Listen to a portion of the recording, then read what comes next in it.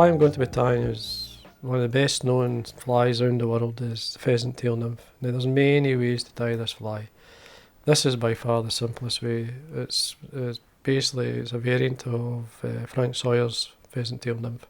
And it's to actually tie it with a copper wire. This is just a very fine copper wire put on an old spool. And to make it easier to flow from the spool, this is a ceramic bobbin holder, so the ceramic nose on it basically doesn't grind or cause the wire to break. Well, it doesn't do it as much as metal anyway. But what we do is we quite simply start at the eye of the hook, and we'll run down. Now I'm going to go halfway, but then I'm going to come back up because I want to slightly add a bit of weight to the fly, as well as this will help give me the shape. So I'm just building it up, thinking of the teardrop shape of the body of the fly. Now I'm happy with that, so then I continue to the back of the hook, until I'm practically in line with the barb. And then we get the famous fibre, the pheasant tail. This is from the cock. It's a ring-neck pheasant, and this is the fibre from that. Now, a lot of people look for the longest they can find to make it easier to tie. Once you're into it or get into it, you could use the smaller side as well. So I'll use the long stuff. Don't be shy. I know the pheasant, the nymphs only have 3 fibres for a tail, but I've never found it not working. There's a couple broke in there. I've never found it not working. We're having maybe 2 or 3 fibres more. A couple of broken in there, so what I'm going to do is basically hold the tips, remove the broken ends. It's important that you do that because you don't want it. Normally they're quite fine, but not every tail's perfect. You've got to work around what you have.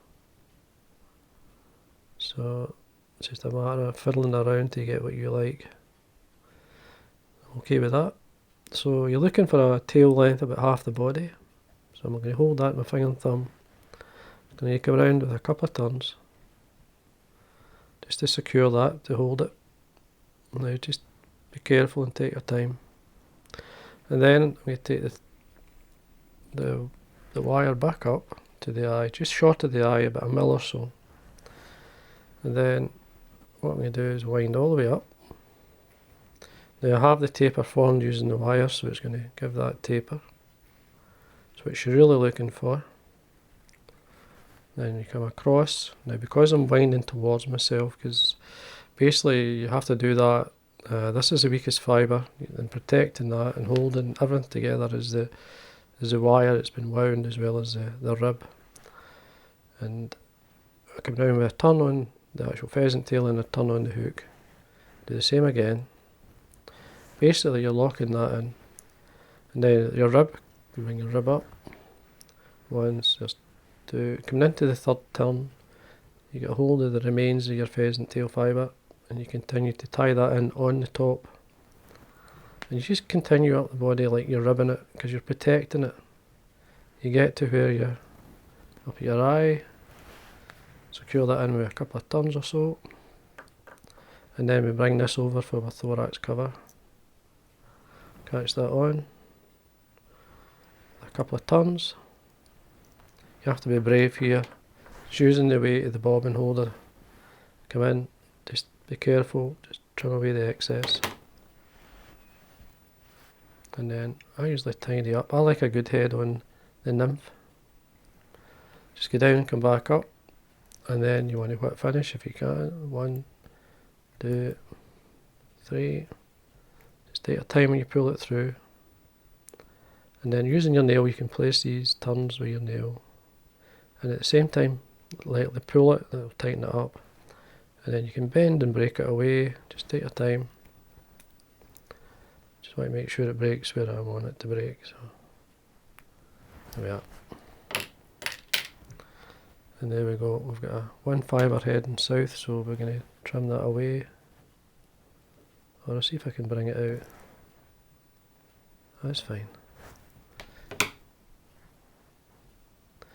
And then to finish off,